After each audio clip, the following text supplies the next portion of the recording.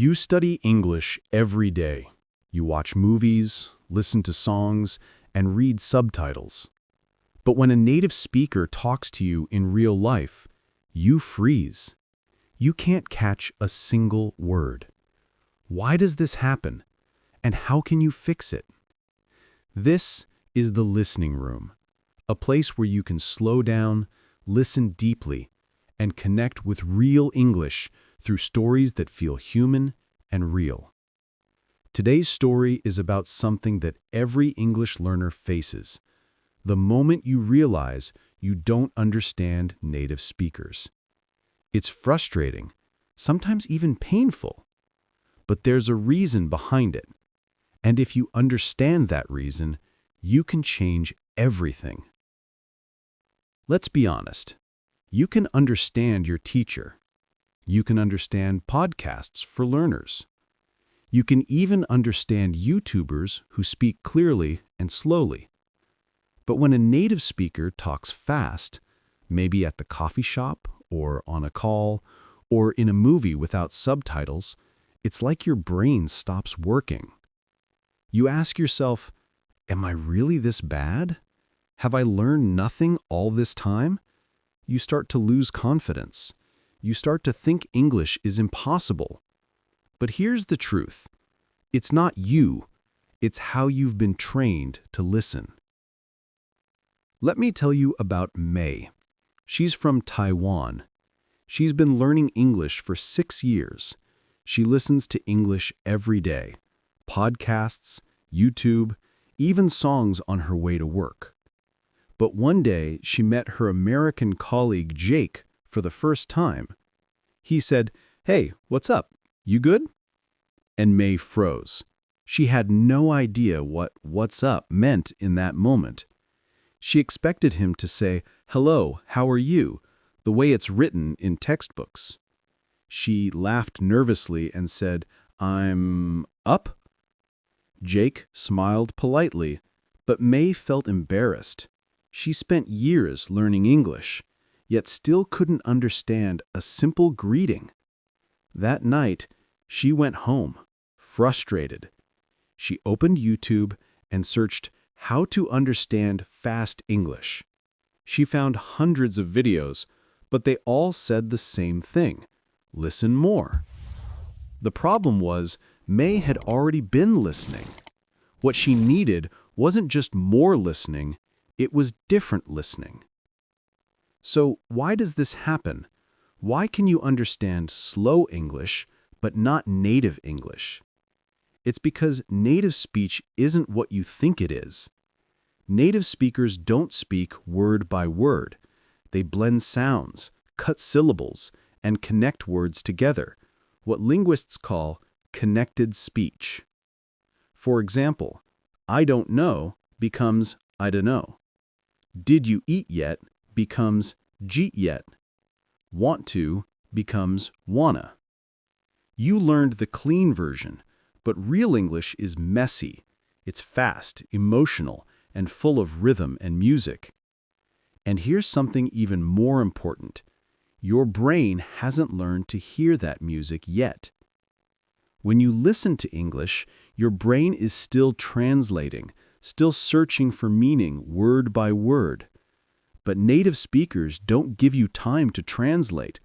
They speak in sounds, not in words. That's why you miss things. It's not because you're bad at English.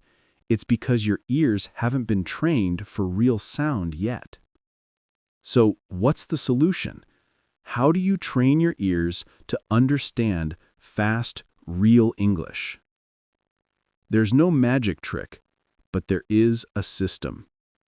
Step 1. Listen for rhythm, not words. Every language has its own music. English is like a song. Some words are strong, others are soft. When you focus on rhythm, you start to feel the beat of the language. That's the first step to hearing real English. Step 2. Shadow native speakers. Don't just listen. Repeat after them, out loud. Choose a short clip, maybe from a show or a podcast, and imitate the sounds exactly. You don't have to understand every word. Just copy the melody. This helps your mouth and ears work together. Step 3.